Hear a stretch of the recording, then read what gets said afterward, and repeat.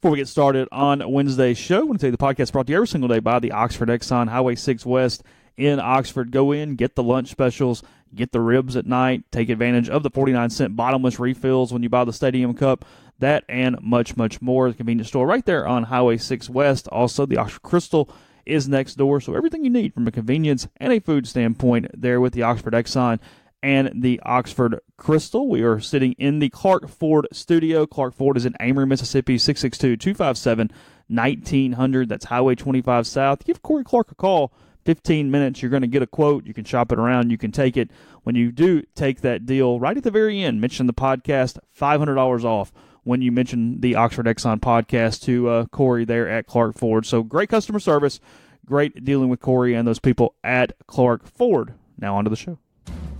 From the Clark Ford studio in Oxford, Mississippi, MBW Digital proudly presents the Oxford Exxon Podcast. I'd say thanks for tuning in, but why am I going to give you a round of applause for something you're supposed to do, to be frank? And now, here are your hosts, Chase Parham. And broadcast school has really paid off. And Neal McCready. I deserve to be on TV.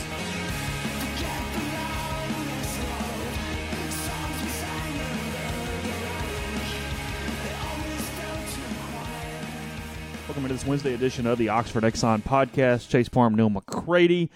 This morning, we are going to talk, obviously, about Rich Rodriguez, hired as the Ole Miss offensive coordinator. Bowl season almost over. Only, I guess, the national championship left at this point, or do we have some other scragglers, Neal, or is that it? I don't even know.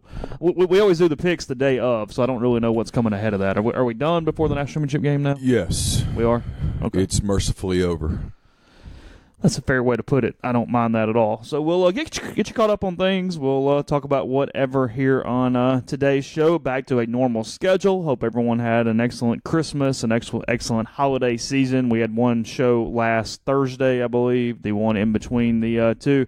But now back on regular schedule, so you'll get us 3 times this week. I'm assuming Jeffrey will jump back on with us in the morning. I haven't spoken to him since the weekend. He was in town for a wedding that was on New Year's Eve. We'll get him back on tomorrow, and we will be back with you. So appreciate allowing the little hiatus there. And again, hope everyone had a good Christmas, good New Year's, safe. You're only on day 2 or 3 of all your resolutions, so hopefully you still keep those intact. I see, Neal, where you again are just going the route of just kind of be better. Just kind of be better all the way around. Yeah, I mean, I fail enough as it is. So don't set parameters.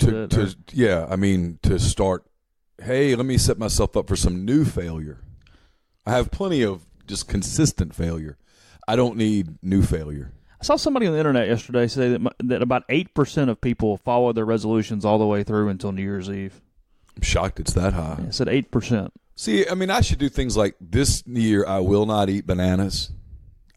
I would get that every year. Well, you throw about 27 of those in, and then you throw like 2 real ones in. That way you're going to hit a really high percentage no matter what. This year I'll hate the Cardinals again.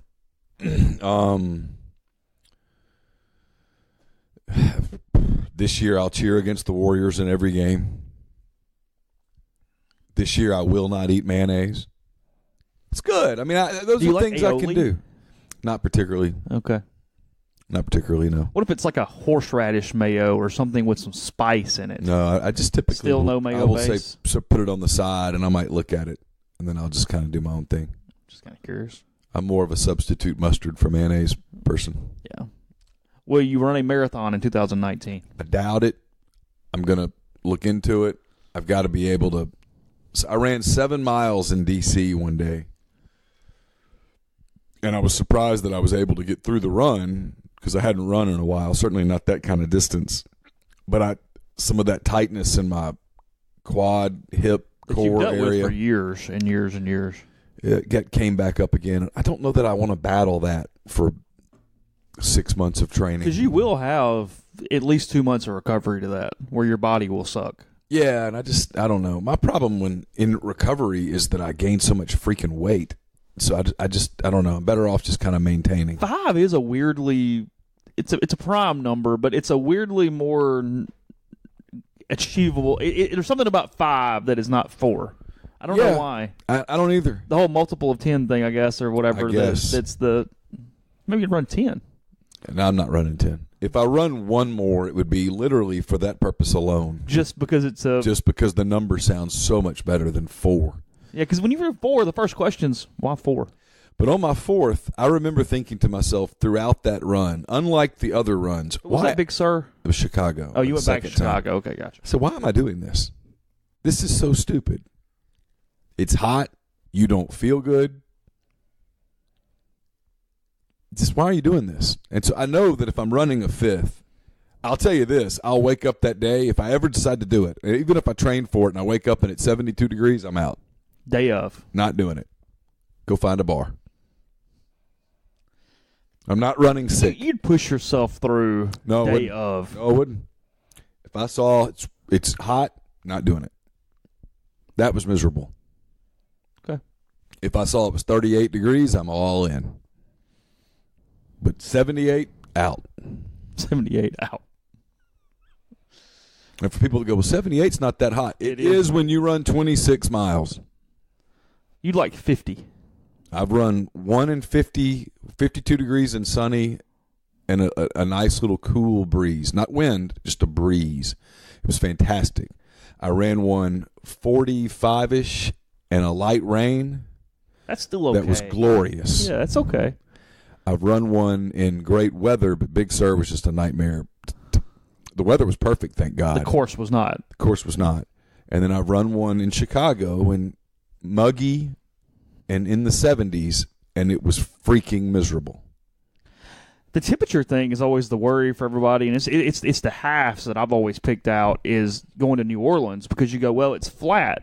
But you also might get that 80-degree day in New Orleans where you're in a swamp for a day, and it would suck. Well, and it's not a dry 80. No, it's that muggy, drain you 80 degrees. Like the people that run that marathon, I'm like, well, you are just playing roulette. You are.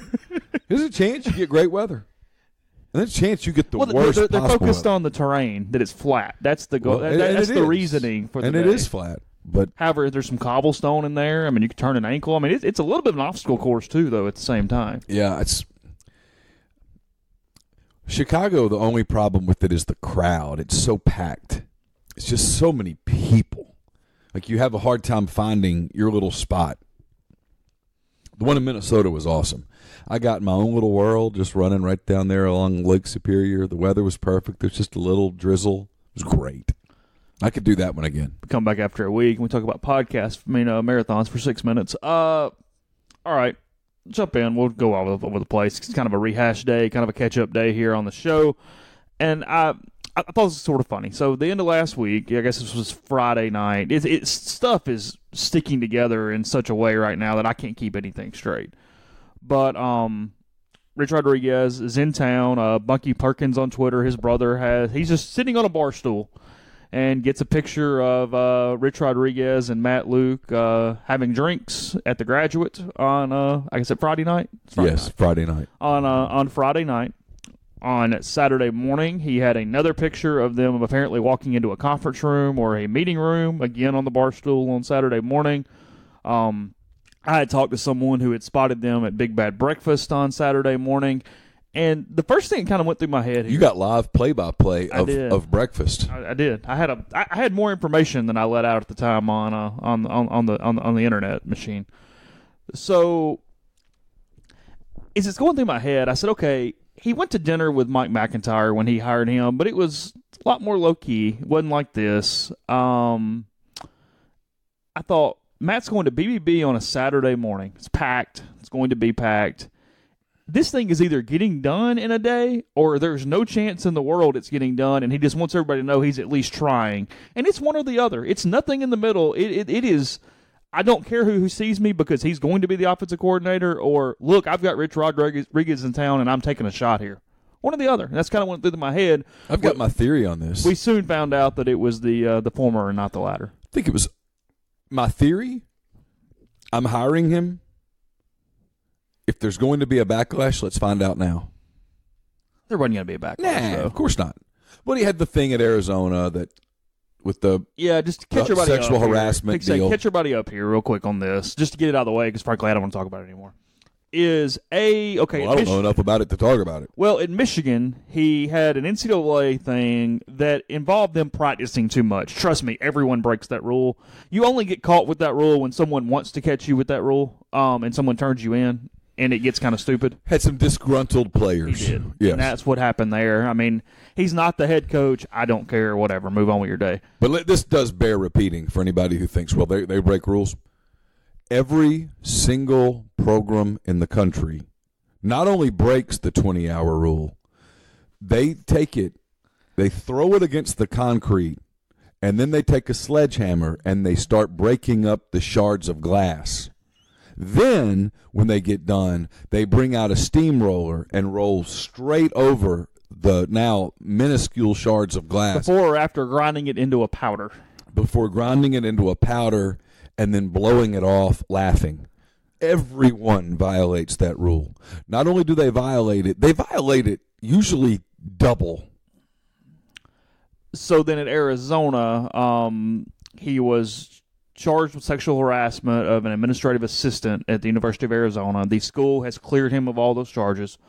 He admitted to some marriage stuff, whatever, and that was it. So there's nothing hanging over Rich Rodriguez from a penalty standpoint or anything else. Frankly, he needs a reset. He needs to go somewhere and be pretty good as an assistant to find a way into another head job. That's what Rich Rodriguez needs. That's what Ole Miss provides. And at the same time, Ole Miss gets a known guy. They get an energetic guy. They get a guy who has been known as sort of the forefront and the leader of this run-first spread offense over the last 15 years or so. Really more than that. He did it with Sean King at Tulane. He did it with Woody Dantzler at Clemson. And then he got Pat White and the whole West Virginia thing where it really, really took off. Went to 2 BCS Bowls, I think, at West Virginia. Won a ton of football games. Got the Michigan gig. Did not go well. However, I will say he did win 2 more games each year that he was at Michigan. He went from 3 to 5 to 7 over that 3-year period. And then at Arizona, he won the Pac-12, or at least his division in the Pac-12 in 2014. He was the Pac-12 Coach of the Year at one point there as well. Kind of a side note, Ole Miss has 2 of the last 5 Pac-12 Coaches of the Year on their staff right now between he and McIntyre. And then it unceremoniously ended basically as a kind of a financial thing too, because everybody talked about him being one of the top 5 or 6 highest paid coaches in the country because he was on the books getting $6 million for that 2017 season. He got somewhere around 3. The way this thing was worked is I looked this up in USA Today the other day. I talked about it on our live show that sort of went out in the middle of it because YouTube messed up. But there was a benefactor that was giving certain amounts of money to certain people at Arizona, and for him to get that full $6 million, he had to still be employed on March 15th of 2018. He was not employed on March 15th, 2018. So he got about $3 million for 2017, not $6 million. But signed a 3-year deal here. That'll be a fully guaranteed. It won't include a buyout. It'll just be guaranteed like a lot of the other contracts we talk about here at Ole Miss. And somewhere around $1 million a year. I don't have the exact number, but give or take 7 figures. So that's kind of where we are right now. He checks a lot of boxes that I think Matt Luke was looking to check offensively. I wrote some of this already in 10 Thoughts. I'll reiterate it here for those that didn't read 10 Thoughts. Matt wants to put the ball on the ground more, wants to run it, wants to be more physical, does like some spread concepts. The people that thought being physical meant line up in the I formation and hammer at Alabama, well, he's not going to try to do that. But I think you can go back and you can look at that old West Virginia offense to a degree. It was Pat White, Steve Slayton. I think the kid's name was Devine. It was a little Noel Devine. Yeah, a short kid, could really run. Mm-hmm. They utilized him in space quite well. I've told the story. I was in Mobile. Pat White is from Daphne, Alabama, which is right across the bay from Mobile. And I went to Morgantown a couple of times and saw kind of that offense did massive This is your life Pat White stories. And they had it rolling. I mean, it's one of the questions I'd love to ask him is, do you ever wish you just stayed? I mean, the grass is always greener, and Michigan comes calling, and Michigan paid more money, and I think he had grown frustrated with some of West Virginia's refusal to grow and some of those things. And also, we had a lot of frustration with he had the 1 year there where he could have gotten in, the year that LSU won it, that everything kind of turned sideways. I think that was that year. But yeah, I think they lost to Pittsburgh at the end. But otherwise, you kind of run that same thing as in a much larger scale that Kermit Davis is dealing with, right? That he dealt with at Middle Tennessee. Of hey, you got to be perfect at that job. Let's get somewhere where you're a name, and all of a sudden you're going to get that benefit of the doubt at Michigan that you wouldn't get at West Virginia. And Michigan's proven to be a really hard job. He turns out to be one of the first people to prove that Michigan's a lot harder job than people think it is. Jim Harbaugh says hello. Brady Hoke. Yeah, I mean guys who've won. People make fun of Jim Harbaugh all you want. Dude went to the Super Bowl. He's not a bad football coach. And he can't get it done there. So it's not just – I get wanting to make fun of Jim Harbaugh because of his goofy hat and the goofy pants and all of that stuff. I get it. But there is something about Michigan that makes Michigan a harder job than people think it is. I don't know what that is. I have no idea. Anyway, what they did at West Virginia was pretty good stuff. And he had a lot of success at Arizona with Khalil Tate, who is supposedly on the transfer market. May or may not be something to follow. I don't know. Anu Solomon threw the ball around too. That's one thing with Rodriguez is when he's had a passing personnel on offense, he has thrown it. He's not tried to fit the whole square peg round hole. Nah, he's a really bright offensive mind. He knows what he's doing. He's a good coach. I've heard people say, well, this is going to be just a stop. Okay, let's talk about that for a minute. Let's say it's just a stop.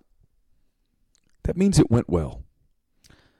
That's good. It's the equivalent of when the smaller school is scared to death of hiring the guy they're going to lose. Hire him and then find the next one. That's what you do. Absolutely. If you're he can only leave when he wins. If you're Arkansas State or Louisiana Tech or something, hire the hot young guy, let him win, let him leave, help pack his bags, pat him on the backside on the way out and say, good luck, coach, and then go hire the next guy. Arkansas State did this. They had Freeze. They had Malzahn. It's just run through them. Boom, boom, boom, boom, boom, go. So there's nothing wrong with that. So if he has success and leaves to become a head coach again, cool.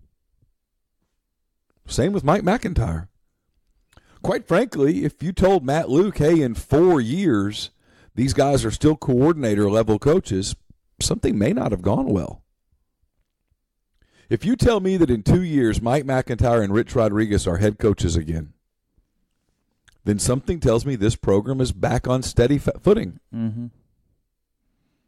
It's also a credit to Matt Luke that you bring in two guys like this because you're relative to the SEC an inexperienced head coach at this point, and you brought in two big personalities, two guys that have had a lot of accolades over the years. Again, National Coach of the Year honor kind of stuff, carried teams to major bowls, and you're bringing him to run. I mean, it allows Matt Luke to be a CEO. It allows him to give each side of the ball to these respective guys and let them do their business, but you got to put your ego at the door to do that. You don't hire McIntyre and Rodriguez if you're planning on trying to micromanage or have some type of ego in that football building. I don't want to be the guy that goes, well, I talked to Matt, and so I don't want to violate private conversations, but I can tell you that this does, if anybody had any doubt, it's really the funny thing about the thing that people criticize Matt for is they do he loves Ole Miss, that's why he's got the job. Matt wants to win. Matt really wants to win. Let me tell you on a little secret. This cat wants to win. And he's not afraid. He's not worried about who gets the credit for winning. It's going to come across as a backhanded slap, but I don't really mean it as that. There's no way to do it without it doing it. Matt Luke's predecessor would never have made either one of these hires. Not in a gazillion years. And I do mean never, ever, hell no. Because he cared about who got the credit. He's a good football coach, cared about who got the credit. If you told Matt Luke that in 2020 Ole Miss won 7 or 8 games or more, and everybody was coming to Oxford to write stories about Mike McIntyre and Rich Rodriguez, he'd say, cool, I'll give you all the supporting quotes you want. Yeah. He wants to win. It's not about loving Ole Miss. It's not about trying to save his gig. He wants to win. Not saying he's going to win. Not saying he's not going to win. He's going to try to win. And he's hiring people who he thinks can help him win. And also, you and I both like politics. Whether you love Ronald Reagan like my grandmother, if you walked into my grandmother's house and you said something negative about Ronald Reagan, you pretty much were going to get escorted to the door. Whether you love Ronald Reagan or you think Ronald Reagan was the American version of Hitler, it's up to you. Either way, the one thing that he did, this was a man that we turns out probably was battling some early onset dementia, Alzheimer's type stuff. How did he avoid all of that becoming a problem? He surrounded himself with excellent people, with bright people. He was never concerned about being the smartest guy in the room. He surrounded himself with great people. Great presidents typically do. Bad presidents typically don't. Give Luke a lot of credit. He is trying, and some people say a year too late, and I think begrudgingly he would probably admit that. But he is trying to surround himself with really good people. This is a guy who now will be able to walk into a room, at a minimum, at least as of this point, walk into a room and he's going to have a former National Coach of the Year who's coached at San Jose and at Colorado, and a former National Coach of the Year. A former National Coach of the Year who's been a head coach at West Virginia, Michigan, and Arizona.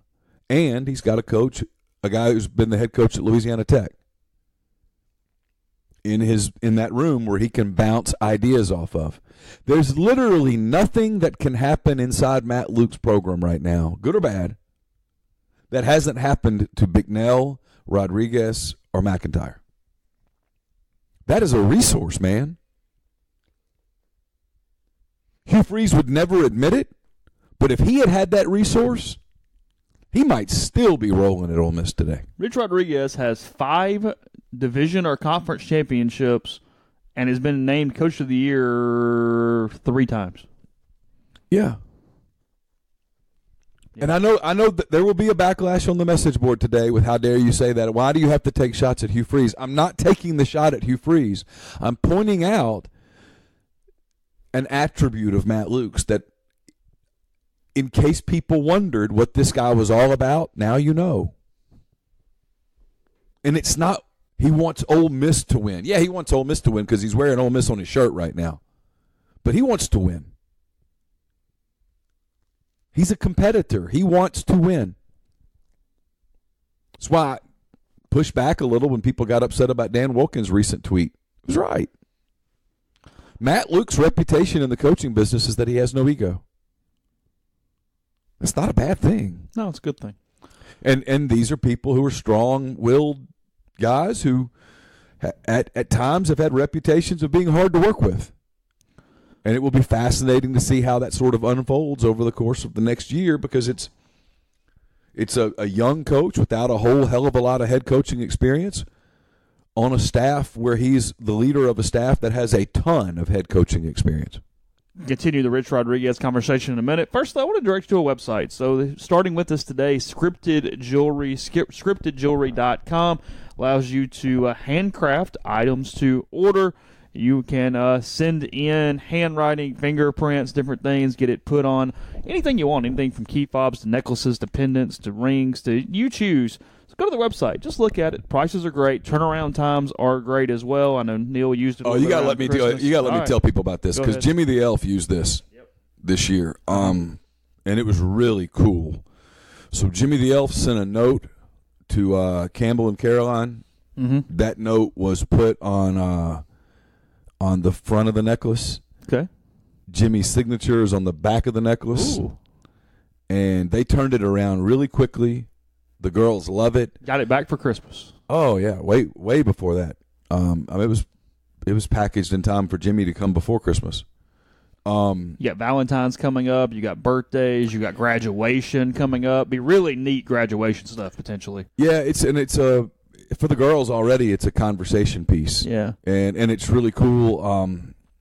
They do great work. They let you know every step of the way what's coming. They got your order. Your order's being processed. Your order's been sent. It's fantastic people. They did a really cool job. I couldn't have been more pleased with it, and the girls were really excited. If it's birthdays, anniversaries, Valentine's Day, graduations, that kind of stuff. Man, it's really cool. You should check it out. And the website's fantastic. It's just really well done. Yeah, go check it out. So that's scriptedjewelry.com. We'll tell you more about that in the coming days. The podcast is also brought to you by Community Mortgage, Oxford, Memphis, Soto County, and Chattanooga. All underwriting and processing is done in Memphis. You're getting local underwriting and understands your market, a leader in condo financing and the float down option that you know about by now. You can find Jason at 662-234-2704 or JLowe, that's JLOWE, at communitymtg.com. The podcast also brought to you by Harry Alexander. He's the sponsor of my 10 Weekend Thoughts, which are they're still up on the site. I guess I posted them on New Year's Eve night. They're up. Harry is an Oxford-based RE/MAX legacy realty agent. He's been in Oxford more than 4 decades. No one knows the residential and condo market in Oxford better than Harry. Go to his site. He'll prove it to you. It's harryalexander.com. Click on the Properties and Neighborhoods tab, filter through by what you're looking for, and then send him an email. It's ha@harryalexander.com. We're also brought to you by Grenada Nissan. Grenada Nissan, located just off Interstate 55 in Grenada, Mississippi. They have a complete selection of new and previously owned Nissan vehicles. Go in, test drive one today. Tell Gene and Sandy that you heard about Grenada Nissan on the podcast or at rebelgrove.com, and you'll get Rebel savings on top of the already great deals at Grenada Nissan. GrenadaNissanUSA.com. And guest will join us. Jeffrey will join us tomorrow on the Patterson and Earhart hotline. Patterson and Earhart, attorneys at law, specialize in personal injury law and real estate law. But theirs is a general practice that can handle any of your legal needs. So when you contact Patterson and Earhart, you speak to one of the partners in the firm. That's who will handle your case, not some paralegal at a faceless corporate firm. If Patterson and Earhart can't help you, they'll refer you to someone who can. John Calvin Patterson and Wes Earhart are Ole Miss guys. They're local guys. And when you call them, you're going to get one of them on the phone within the same day, guaranteed. So whether you've been injured in a car wreck or have other legal issues, give them a call at 662-526-1962 or check out their website, pelaws.com. Your initial consultation is free. If you read one thing today, I recommend Greg Doyle's column on Tyler Trent, who passed away yesterday.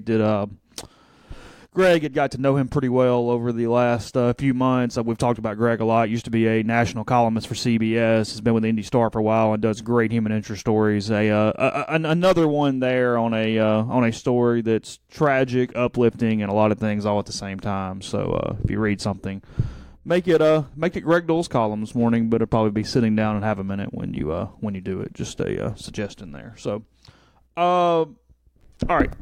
Adrian Wojnarowski wrote a really good Tyler Trent column as well. Really? Yeah. Okay. Rich Rodriguez. We've joked about this. You have no idea where your Rich Rod story is at this point that you wrote back in the day. Lost on some computer somewhere, I'm sure. Well, ask it this way, though. You obviously been up there. You've been around him. He'd given you time. It's been 10, 12 years, whatever it was. It's been 12 years since he turned down the job at Alabama. Crazy how things change in decades and or dozens of years.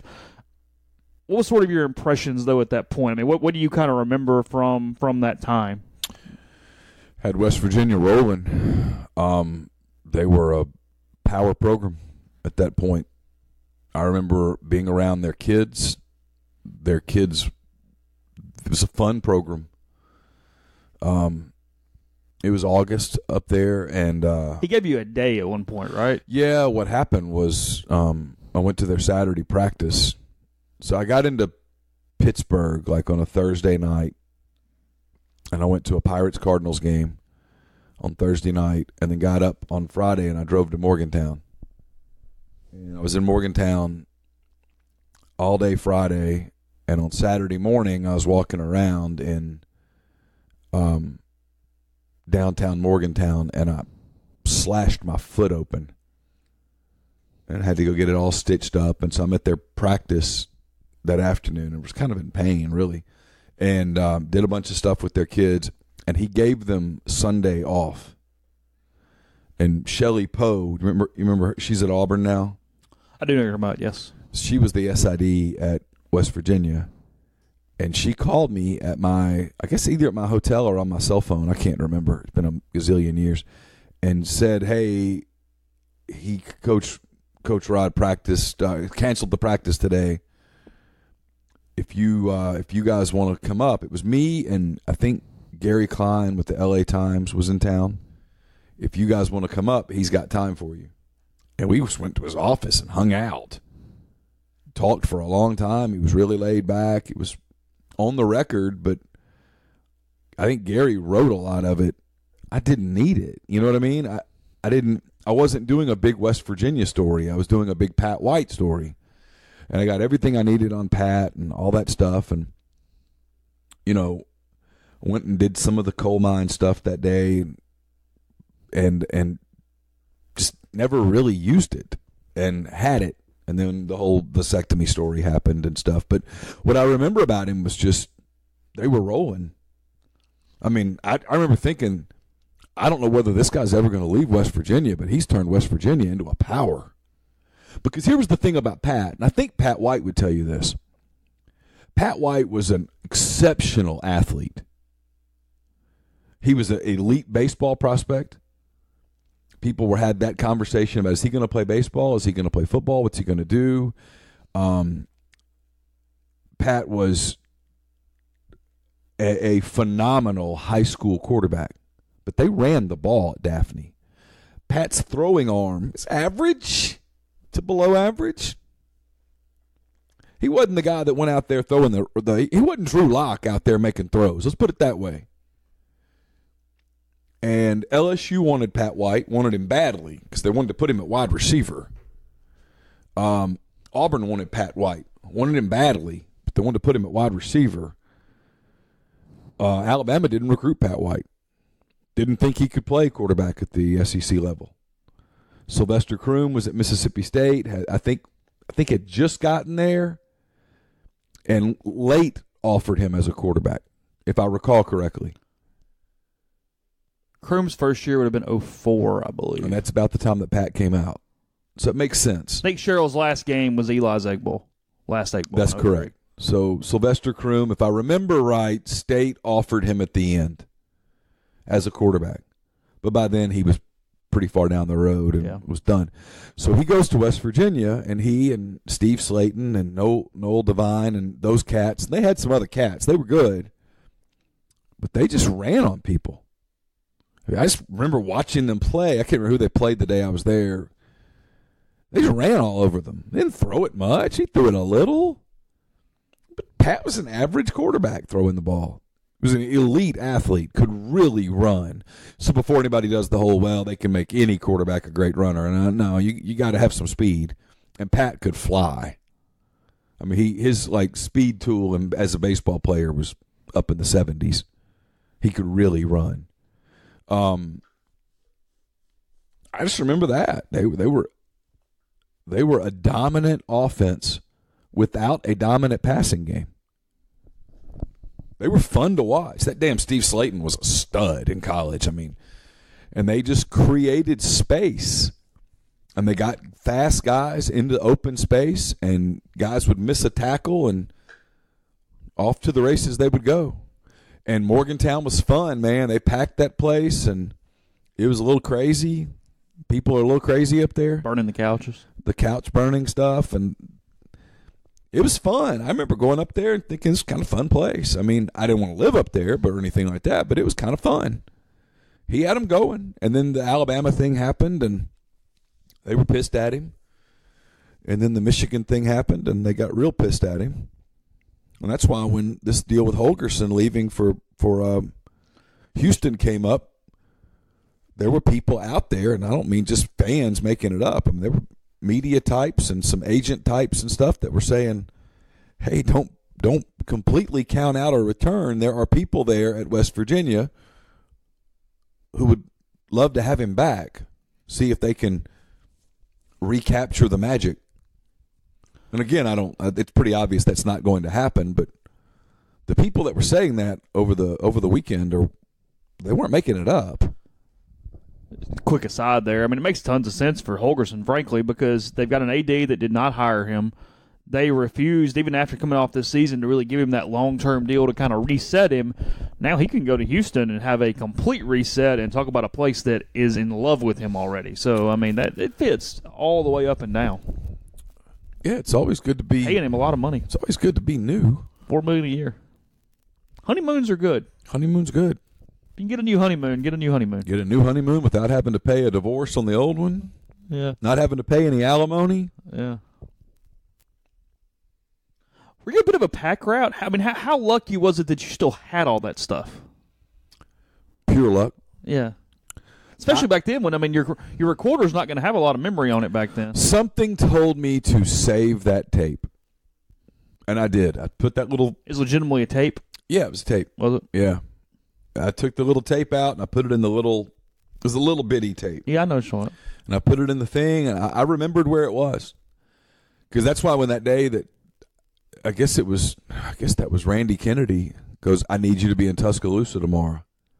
And I was like, damn, man, I've got this planned. I've got this scheduled. I've got an appointment. I need to do this. We've talked about this. I've cleared this. I need you to go. And I was like, well, and it clicked in the back of my mind. You've got a bunch of Rodriguez stuff. And I remembered where I put the tape. I knew where the tape was. And I didn't throw away notebooks back then. Oh, really? And I didn't know where it was. General vicinity. But I knew it was in one of the stacks of notebooks that I would keep for a little while. And I said, what if, and I did the whole deal. And I guess at that point he just showed mercy. Because he was like, it is. But it was better than anything you would have gotten from a stupid press conference. Yeah, you weren't getting anything at the press conference where everybody stands up and goes, this is going to be the beginning of a new era. It's awesome. Everyone's happy. They've got the greatest coach. This is the greatest. We're the greatest. Like you're going to hear at every new coach press conference. I mean, Manny Diaz is officially the dream for Miami until he loses some games, and then he's not. It's that deal. So I was like, it would be good, and I'll have it ready. And so I went and found it, and I found the notebook, and I transcribed the stuff, and no, I don't still have that notebook, and no, I don't still have that tape, and I have absolutely no idea where in the world I would find that story. Well, because it never ran. Right, it was on a computer that wasn't my computer. It was a company computer, and when I left the press register, I turned that computer in, and in fact, I think I had another press register computer after that one. So it's gone. It's you never long thought, gone. hey, let's print this out and hold on just for the sure sake that in 12 years I'm going to be covering Rich Rodriguez. And the email account that I sent that to. Oh well, come on. Yeah, I mean, it's just no way. Impossible. What was the gist of it? Just about him. The impact he'd had in the state of West Virginia and what the winning had meant in the wake of that coal mine disaster. Just what he meant to that community. Good stuff. It was good stuff. What he was like. Those kids loved him. I can't remember the defensive kid's name. He was a defensive lineman. African-American kid with this magnetic smile. That's all I remember about him. I don't know his name. He gave me just phenomenal stuff about Rodriguez that I kind of used a lot because, Rodriguez has that offensive personality and the defensive guys really liked him. They just liked the way he ran his program. Again, that's one of the things I remember about them as a program in, what was that, 06, 07? They had fun. I guess it was 06. Maybe 05, 06. I think 07 was the year that he got really close to winning the thing. They just had fun. That's what I remember about them. They had fun.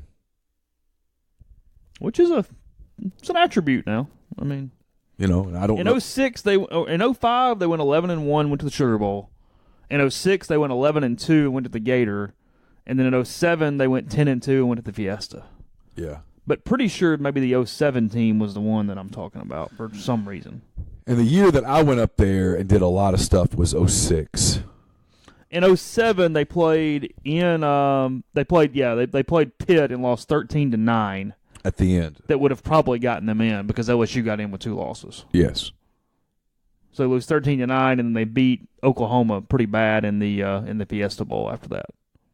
Their only loss earlier in the year was to South Florida, who that was that run from coach's name slipped my mind. It's South Florida, won a lot of games. Leavitt. Yeah, Jim Leavitt. They were number 18 in the country at the time and beat West Virginia 21-13 in Tampa there at Raymond James. So, a little history lesson for you there as we kind of move on with the. I think it's a great hire, though. I do. I don't think there's a negative to it. Now, you wrote a really good piece about what he's inheriting. Bottom line, not much. Not much experience, at the very least. We can have a debate about talent if you would like. I really don't want to go there. It's a lose-lose. They got to go win on the recruiting front. Rodriguez has to help in recruiting. McIntyre has to help in recruiting. They've got to recruit well. And this is going to be a young team. I will give you my opinion. Tell me whether you agree or disagree. Okay. Now, this is complicated because there's a new chancellor at some point coming in, and a new chancellor might walk in swinging an axe. I have no idea. Mm-hmm. But it probably stops all of the win or else talk for this season. 6 wins or he's out. 7 wins or he's out. I think that disappears. Because if this is from an administrative, and I'm not making fun of fans, but if this is from an administrative standpoint, hey, if we don't win 7, we're firing the coach, then why are you doing this with these contracts? Mm-hmm. It tells me that the commitment is there for Matt Luke, at least for a couple of years. Yeah, I agree with that. I think I completely buy that. We'll transition to that, and in 1 second, we'll take the podcast brought to you in part by G&M Pharmacy there on South Lamar. Don't waste your time with the big chains. Go somewhere you're appreciated. They're locally owned and operated. They care about the customers. They've been Oxford's trusted hometown pharmacy for over 40 years and offer many great services such as MedSync, immunizations, free delivery into your home or workplace. Also conveniently located right off South Lamar Boulevard there in Oxford. Transferring your medications is simple. I've done it here in the last couple of weeks. They took care of me quickly, and my first couple transactions have gone well as well. So they'll take care of the rest. Just call them at 662-236-2222 and get started. Home to Suites Oxford is now open and would like to wish everyone a happy new year and invite you to come stay with them in 2019. If you're coming to Oxford to watch Rebel Hoops at the Pavilion, Home to Suites is conveniently located 1 mile from campus just off the Old Taylor Road exit. They're offering a 20% discounted rate the entire week of Pop-Up Oxford. That's January 19th through the 26th. You must call the front desk to receive the discount when booking. It's a pet-friendly hotel, so you do not have to leave your four-legged friends behind. They have a designated area for walks, complete with the pet station for your convenience. So be sure to follow them on social media so you do not miss their announcement of when football weekend reservations will open. Step into the new year in style. You really need to experience the difference a quality sock makes. It's the first step in dressing for the job you want, not the job you have. So go to deadsoxy.com, DEADSOXY. Enter the code REBELGROVE at checkout to receive 25% off all orders, including sale items. As Dead Soxy continues to grow, they appreciate the continued support of the Rebel Grove community. Dead Soxy is constantly striving to improve their quality, relationships, and customer experience. They will be the first to inform you of all new products and opportunities as they come. So remember to enter promo code REBELGROVE at checkout for 25% off all orders. And Happy New Year from Dead Soxy. My post-game columns. This podcast also sponsored by Pinnacle Trust. Pinnacle Trust, based in Madison, Mississippi, represents clients in 24 states, has advisors in 3. Founded in 1997, Pinnacle Trust provides detailed, specialized investment management, financial planning, retirement planning for individuals and businesses, and much, much more. At Pinnacle Trust, investing is treated like a commodity. Decisions are made using objective information and research, not emotions. So regardless of your level of wealth, Pinnacle Trust will sit down with you, listen to your goals, study your expenses, and put forth a comprehensive, detailed financial and retirement plan. Cookie-cutter financial planners put you in a box.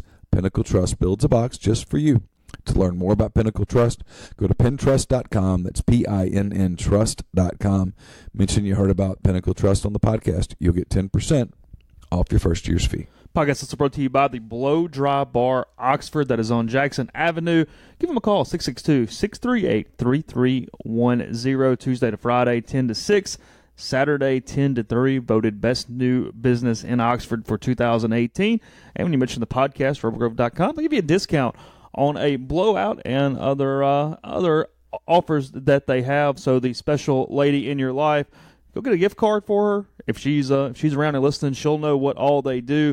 It's a great time for you both to spend the Saturday. You doing what you want, and her going to the Blow Dry Bar Oxford there on Jackson Avenue. So again, give them a call, see what all they can offer. 662-638-3310. Yeah, you mentioned the what he inherits from an offensive standpoint, and I don't have these figured up, but I'll just kind of guess at it a little bit as I'm staring at the charts.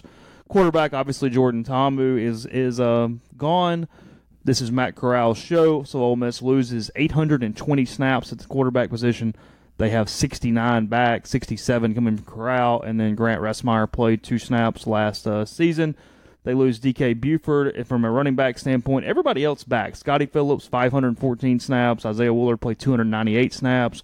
Sweeney, who just seems like a shell of himself, and one of the sadder stories we've covered just from a production standpoint because of injuries, 40 snaps. And then they moved to defense, but Tylan Knight and Armani Linton both back as well, should they do something there. We'll kind of be curious to see if Rodriguez tries to make a run at Tylan Knight. He's at least got some of the attributes they've done a good job with over the years with other guys. Yeah. I'm curious to see whether he's fast enough. Yeah. Because he's definitely not big enough. Right. So he's got to be super fast. Tight end position, losing Dawson Knox, who was declared early for the NFL draft, 595 snaps. Octavius Cooley played 257, and then Pellerin played 59. Angel played 12, and then they got a couple snaps from other people as well. And then the big one at wide receiver, obviously, A.J. Brown, 728. DeMarcus Lodge, 634. DK Metcalf, 344. He got hurt in the Arkansas game. And they've even passed that. Alex Weber at 86. Floyd Allen played a little bit at 22. 2 guys return at the wide receiver position with any kind of meaningful snaps, those being Elijah Moore, who played 403, and Braylon Sanders, who played 328. They were able to redshirt Miles Battle. He played in 3 or 4 games and played in 40 snaps at the position as well. And they get back, from a health standpoint at least, to Marcus Gregory. I'll be kind of interested to see what pops from him this season. Yeah, I'd be curious to see what kind of player he is post-injuries and the rust and all that stuff. Then lastly, the one that will be the biggest question mark going into next season from an offensive standpoint is the offensive line. They get the gift with Alex Givens returning. They can slide him out to left tackle if they so choose. He played 805 snaps last year. Ben Brown had a great freshman season, played 723, but they lose 856 from Patterson. They lose 805 from Little. They lose 698 from Rawlings at the center position, which is a huge question mark moving into 2019. And then Jordan Sims, one of their main swing guys, played 313 and is gone as well. Past Givens and Brown, we're talking about Royce Newman at 135 snaps, and then no one else more than 31 after that. So just tons of inexperience, tons of question marks there on the offensive line when you look at anywhere other than Givens and Brown and I guess maybe Newman. Yeah, I mean, we've done this for a while. I mean, there's no experience at center.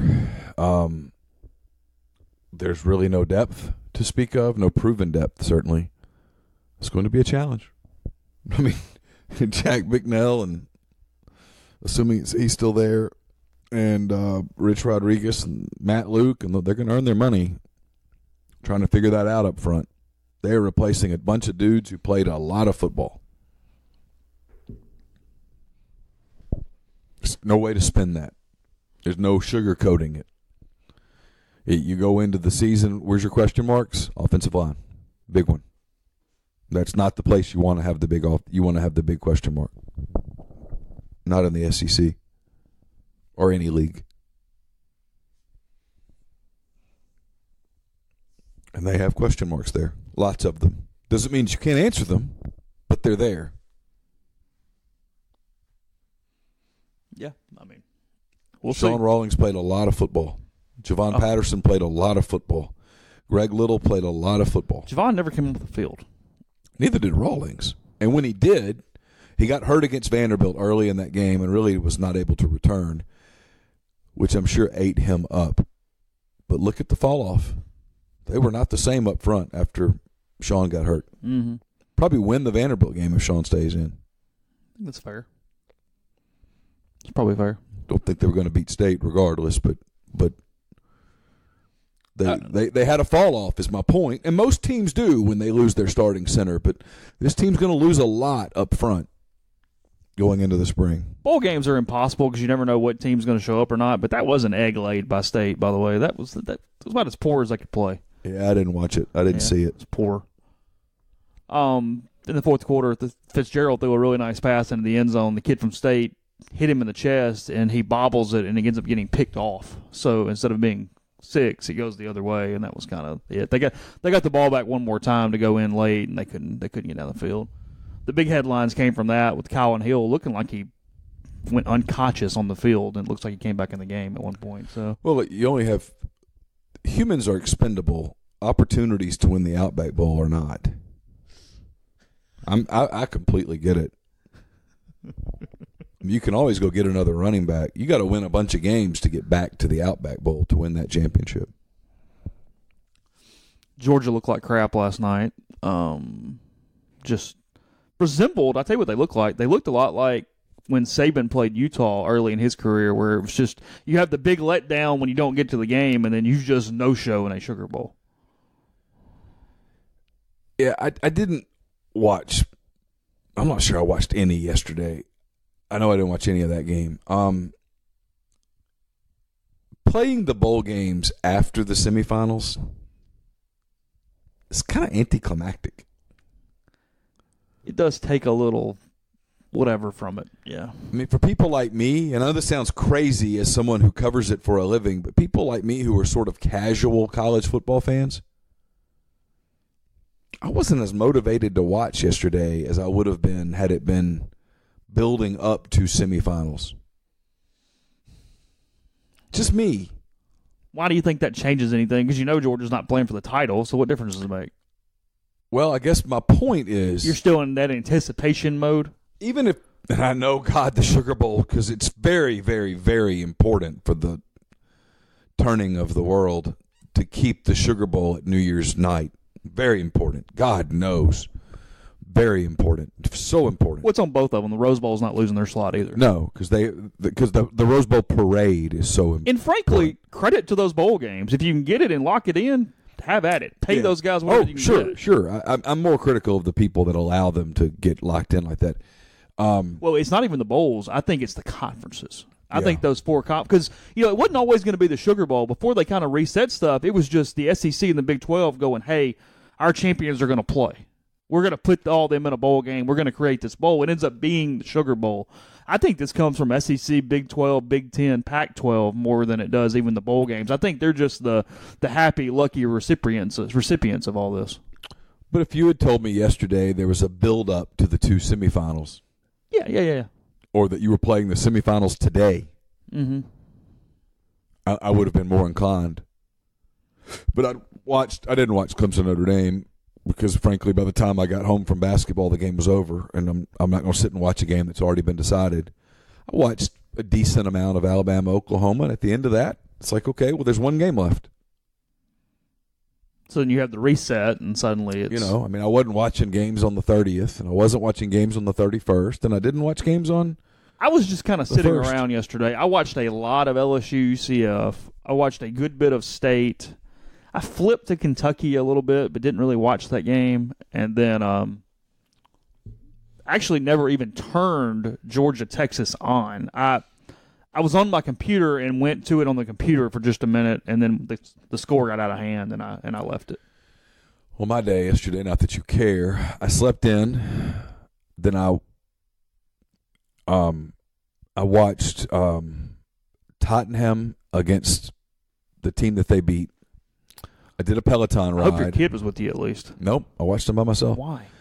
It was on, and I could watch it as I was warming up to do Peloton. And then I did Peloton, and then I went to Hot Works. But you don't actually like soccer, so why are you watching I got to where I kind of like it. Do you really? I like English Premier League. It's pretty good. Okay. Pretty entertaining. I went to Hot Works and was there for a couple hours. There's no TVs there. And then when I got back, Laura had cleaned out her closet, and so I was cleaning out mine. And at the end of that, I cooked dinner, and that was it.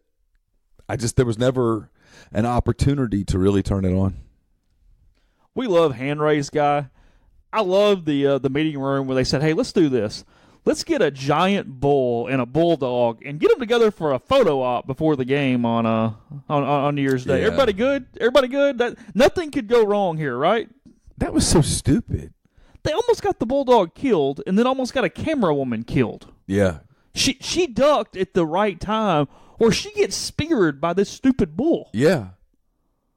That's Cow, bull, whatever. I mean, nothing. Look, I'm not minimizing the importance of Uga the 20th or whatever he is, but you risked human life there. That was the fastest I've ever seen Uga move. Well, He got out of Dodge. Yeah, shows you that Uga was like, "Hey, this might not end well." Something tells me Uga's heart rate jumped from whatever it normally is to about. Again, we're not minimizing the life of the dog, but No, not at all. In all honesty, something happens to that dog, and Bevo kills him on the sidelines yesterday. How many people get fired? A lot. 10? What if Bevo kills a person? Well, I know. I mean, look, It's so stupid. he's not. It's not even like with Mike or somebody where there's a cage. He's just sort of standing there. I mean, he's always a hazard. We've seen him up close. Yeah, he's been here. huge. He's a wild animal. Doesn't need to be. That's just not smart. Yeah, I mean, when LSU brought Mike into the stadium, he was in a cage. My favorite tweet on it last night, though, speaking of, was some guy responding to the video that was going out and goes, "Yeah, big boy, try that with Mike the Tiger in September." So, yeah, good point. Take the Tiger, but Yeah, that Tiger's one majestic son of a bitch. he's good. Uga gets all the press, but I like Mike better. Oh, it's not even close. It's Tiger. Yeah, he's phenomenal. He's gorgeous. You know, he's so mistreated, though. Petta's all upset. With, Yeah. I mean, Yeah. he Yeah. loved to have the life that Mike the Tiger has. Think Mike ever gets lonely? I don't know. Wouldn't mind a. Well, it's like, North Alabama has two. They have is it like, I think it's Leo and Una. They have two in UNA. Two tigers? Yeah, they have a male and a lion. Oh, wow. Yeah, they're lions. They have two lions in their habitat, So UNA can afford a lion habitat? apparently. That's awesome. Good for them. They're D1 now. Ole Miss plays them in baseball here in a couple months. Oh, is that right? Yeah. Who knew? Son of a gun. Where's that? Florence? Huntsville? Yes, yeah. Florence? Florence. Will Hall's alma mater. Oh, that's right. Yeah. Full circle, Neil. Full circle. We're all back around. We're It's been a hell of a month. yes. Been a hell of a month. I mean, Matt did shut up a lot of that, if nothing else. So He did a really good job. he did. 2 searches did a really good job. It was imperative that he get this right. I don't think we're done. Well, they're not completely done because they haven't hired a replacement for Maurice Harris yet. Right. No matter what. And I know what you mean. You mean in addition. But Yeah. How do you possibly replace those recruiting results? Who hired him? It's a great gig for the new guy. You literally can't do worse No. from a recruiting standpoint. Yeah. Oh, you signed 0 in February? Well, status quo. Okay. Yeah. Oh, you just didn't even bother? Cool. Frankly, you were more efficient then. Yeah. Spent less. Yeah. Go make some copies or something. I don't know. Yeah. Do something. Yeah. Clean out the coffee pot. We've continued to hear Middleton there. Continue to hear Panunzio's name is never going to go away ever. So we hear those two a lot. It's kind of all I got, frankly. Just need a recruiter there. Yeah, Need somebody who can go recruit. that should be that job is recruit. Yes. Whether it's somebody's going to hang with you and recruit well, or whether that's a mercenary, I don't know. Just recruit. Doesn't really matter. Whatever. There's not a whole lot of tight ends to coach. Well, I mean, in all honesty, though, I mean, Rodriguez can kind of be a little. He can use a lot of different spots for that H-back tight end kind of role. They frankly need more depth there. That's actually a problem right now. That's what I'm saying. I mean, it's sort of it's Cooley and maybe Gabe Angel right now. So before you go coach him, you're going to have to go recruit him. So go get a recruiter. Shelly Myers said yesterday, I want him done with coaching. So, and Urban said he's done. So it's all over. He's never going to coach again. Don't worry about it. Ironed in concrete now. I just, like Jeffrey said, I was so concerned about his health on that roller coaster. Hope he gets well.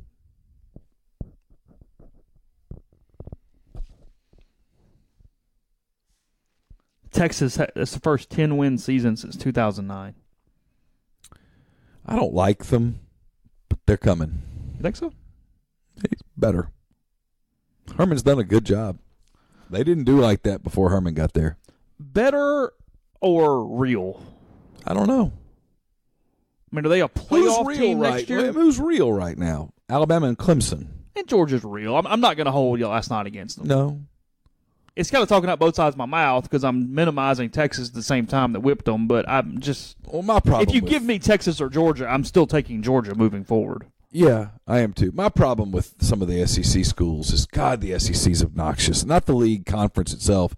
Some of the media who covers the schools, obnoxious about this SEC superiority thing. And then when they lose games, they turn around and go, well, but we were flat. Okay, you can't have it both ways. Just shut up. This bothers you more than it bothers me. I just don't care. Yeah, I get sick of it. I get sick of it. How are you not used to it at this point? I am used to it. How is it even like? But I'm sick of it. Fine, but I'm sick of it. I mean, it's like, It was the state people all week. Oh, there's so much more athleticism and blah blah blah. And then when you lose, it's we just had a bad day. Well, you got beat. Whatever, you got beat. It's like UCF talked a lot. I get tired of the people who talk a lot. Just shut up. UCF is interesting because they talk so much that did not allow people to kind of root for Cinderella. People got annoyed by them because of the talking. Went from being cute to obnoxious. At the same time, I fully understand why they did it. And I think I credit them for it, even with because you're a topic. You're staying in it. Danny White did his job there. He did. He promoted it correctly. I just think they went too far.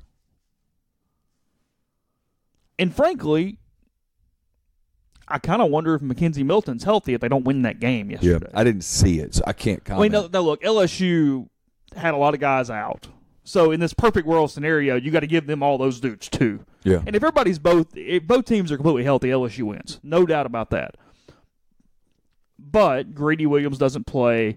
LSU had 2 guys kicked out for targeting yesterday. I think they were down to their 5th and 6th cornerbacks at one point, and Delpit got kicked out. So their secondary was just so maligned at one point that if Milton's healthy, it might be a game, but whatever. I mean, it is what it is. LSU won. I was surprised by Kentucky yesterday. They played really well for 2.5, 3 quarters and pulled that one out against Penn State. He did as good of a job as anybody of maximizing his team. Won 10 games. With the team that really had no quarterback play. A&M just beat the crap out of NC State. They're coming. They are coming. I think it's fair to say that at this point. They're absolutely on their way. Probably on the fast track.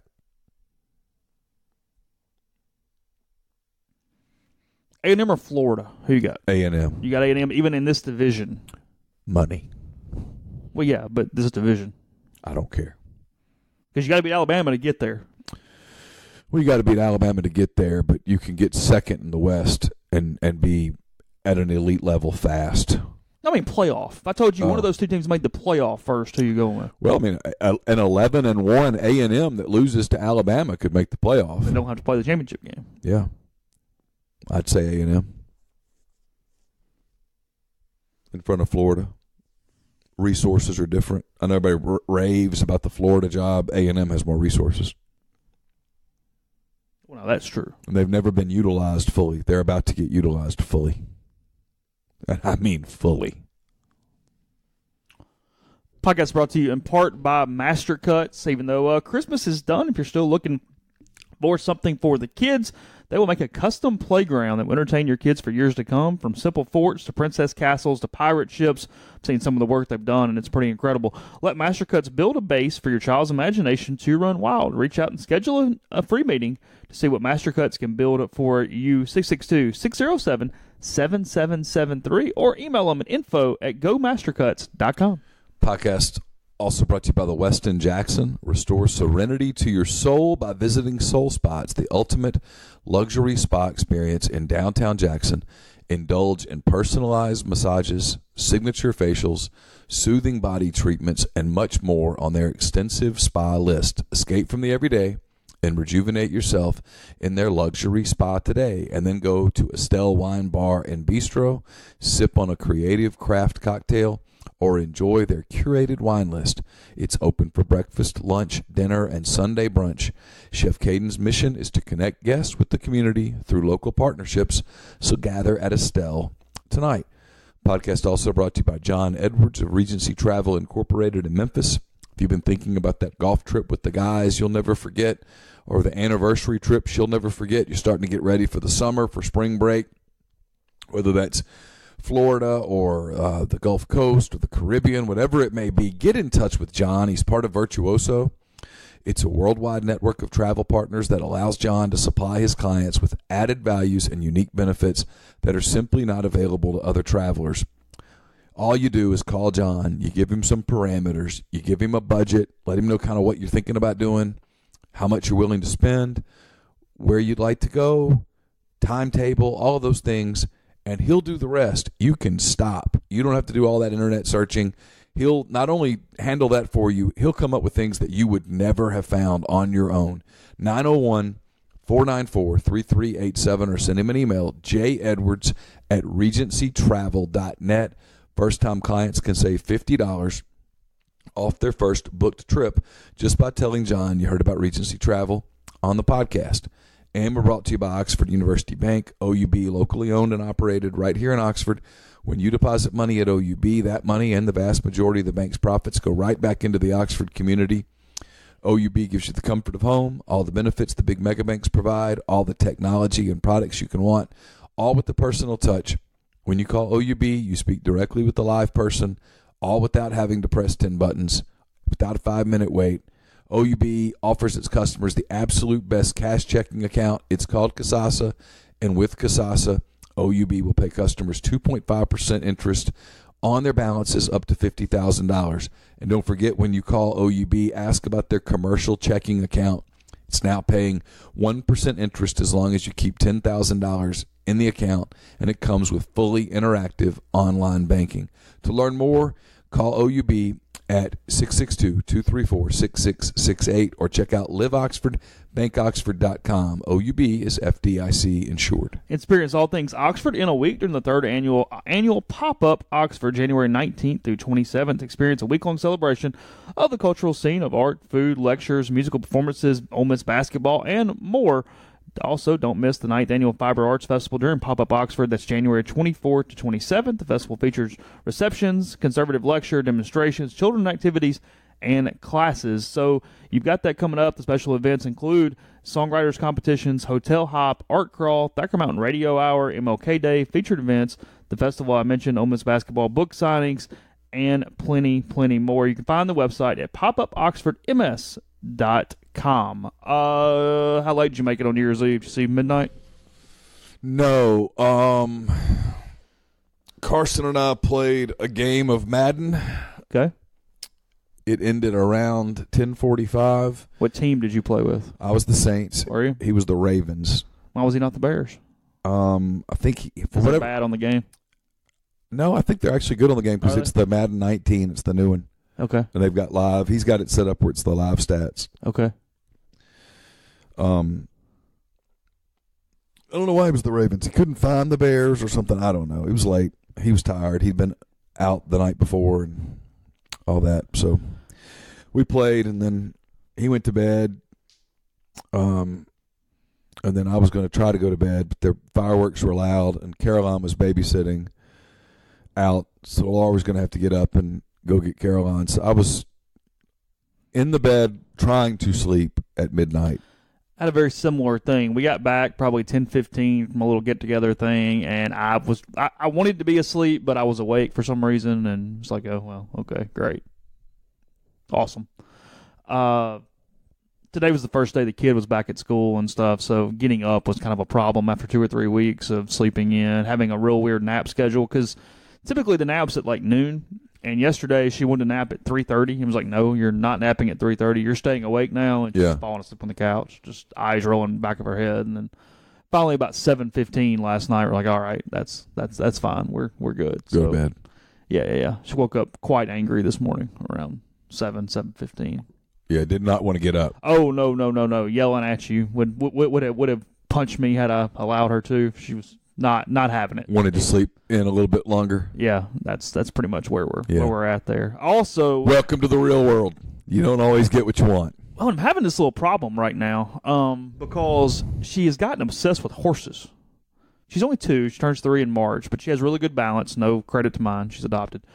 And she has been around my uncle and my dad's side of the family's horses, and on, I guess, Sunday, she rode like a full-size horse, even at 2 years old. She can stay on it. She's fine. She knows how to hold on. And I was talking to our buddy Ben Craddock because his daughter does equestrian. And I'm like, I'm not trying to do equestrian. I'm just trying to put her on a horse and trying to figure out a way to kind of stimulate that, see if it's something that's real or if it's just, hey, I like animals and a horse is just my flavor for the week or what. Buy a pony. Set that thing free in the backyard, see what happens. I'm not buying a pony. She could ride that pony around all day long.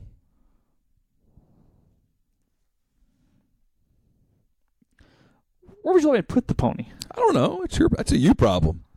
Apparently there are some stables I could store said pony in, but I don't think at 2 we're time to buy the pony. Timeshare a pony. I'm just coming up with some thoughts. You're asking for solutions, and I'm coming up with them.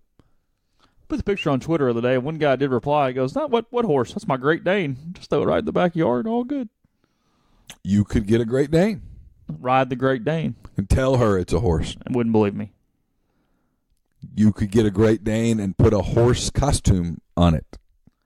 Have a pissed off Great Dane, and Carly Ann would not be happy. I was trying to get her off the horse on Sunday, and I mean, it's a big horse, and reaching up to grab, and she's fighting me, holding on to the reins and yelling, my horse. I'm like, well, no, it's not your horse, and we really need to get you off said horse right now, but... Because the horse might not have gotten too terribly happy with all the screaming and yelling. Probably getting a little annoyed by the pulling and pushing and all the stuff. And probably thinking, this isn't what I signed up for. No, not so much. So I've got a horse problem right now. I did not expect to have a horse problem, but I do. I have a horse problem. Buy a pony, and when she says, my horse, you can say, you're right. You priced the pony lately? No, Haley, not Mom. I'm not the one buying the pony. I'm just saying. I'm having to buy cars and stuff. You can buy a horse for pretty much whatever price you'd like to buy said horse, like most things. I would think. Some cheap-ish horses and some not cheap-ish horses. Well, yeah. I mean, if you're trying to win the Kentucky Derby, it's going to cost you a little more than if you're just trying to get a pony for the backyard. Even the cheap ones, though, are kind of like used Hondas. Like, it's not... There's no... Well, and again, we're talking about a human that weighs like 35 pounds. You're going to need one fairly gentle, should you? And you'll have to feed it. Feed it, store it, shelter it. Yeah, they need all that stuff. They're beings. Why don't you go buy a farm somewhere? Thanks. Yeah, let's do that. She would like it. No doubt. Loves animals. Every animal. You buy a farm. Get you some pigs. That's what I want to do. Chickens. Cows. Yeah, sure. Get my own milk. Butter. You could. Get your own eggs. Really be kind of self-sufficient if you think about it. You would. Get you some high-speed internet out there at the ranch. You'd be set. Start off with one pony. Before you know it, you'd have a team of Clydesdales. Just from a personal experience, we'll end this podcast today here. So from a personal, what would either make my life easier or be something fun to do, whatever, What's one thing that if I told you could pick for Ole Miss to do on the athletic field this year that you would choose? Would you want to cover an NCAA tournament, or you want like 7 football wins just to calm everybody the heck down? To make my job easier? Yeah, just for you personally, not from like a fan standpoint, just from a hey, what business, my own sanity, whatever. What do you choose? Ooh. Well, the obvious answer is they win 7 football games and go. Because I don't want to go crazy, but 7. Yeah, okay. yeah. I mean, if they win every coin flip. Well, if they won 7 football games, Matt Luke's the SEC Coach of the Year. They're probably the bowls that are smart are begging for them because they would take a gazillion people who would drink the city dry. Yeah, that would be good for us from a calm it down standpoint. Answer 2, if you said, well, that's not on the table, would be Mike Bianco goes to Omaha and silences that absurdity. Because the people who say Omaha are bust, that's never not going to be the rule ever. Because if that's where you are, you needed to make change. You should have made change before. Not as a fan base, as an administration. And I don't think they view it that way at all. No, but it's just from a program standpoint, there's heavy pressure on me playing that super regional weekend to get out of a regional. Yeah. The basketball thing, Kermit would disagree, I'm sure, but I would not put that up there this year. But I don't think anybody with any realistic view of the situation expects an NCAA tournament run. It's fair. If you're expecting them to be competitive and fun to watch, yes. I set the goal for them. I did a 10 key dates thing yesterday for 2019. I set the goal for them is to be playing SEC tournament basketball on Thursday. Yeah, I saw that, and I agree. Preferably playing it with Thursday being your first game. Yeah. You avoid that bottom 4 game on Wednesday was the goal I set. When you're playing on Wednesday, that means your season is to some degree failure. Because if you avoid the 11 through 14, that means you had a decent SEC record. You were not an abomination by any stretch of the imagination. You finished no worse than 10th in what this year is the deepest league in the country. Yeah. Last year, 8 got in. Yeah. I don't think 8 get in this year, but 7 get in. Half the league's making the tournament. And then I really want to know their record after the first 3 games just to see where things are going from a momentum standpoint. 1 and 2's holding serve, 0 and 3 is a problem, and anything better, and all of a sudden you're really cooking with gas. Well, you're not overcoming 0 and 3. No. Not if you're trying to get somewhere. Not if the goal is the NCAA tournament, you're not overcoming 0 and 3 because that means that you would go. Let me do my quick math here: 11 and 4 the rest of the way. That's too. Come on, that's too much to ask of a team that has a glaring deficiency. 1 and 2, you've got a shot. 2 and 1, look out. 2 and 1, they become a completely different story. If you said they went and won at Vanderbilt and then beat Auburn at home, and all of a sudden, different narrative. Yeah, post play is a problem, so we'll see how that shakes out as this thing as this moves forward. I've had people say, but in college basketball, guard play is critical, and it is, and their guards are good. But when you suddenly start saying, "Hey, I need these 3 guards to be hot together, game in and game out, shooting 52 to 54%, that is a lot to ask." Mm-hmm. We'll talk about some of those dates tomorrow as we move forward the podcast. We'll also talk to Jeffrey. So appreciate it. Again, we're back, and we'll talk to you on Thursday.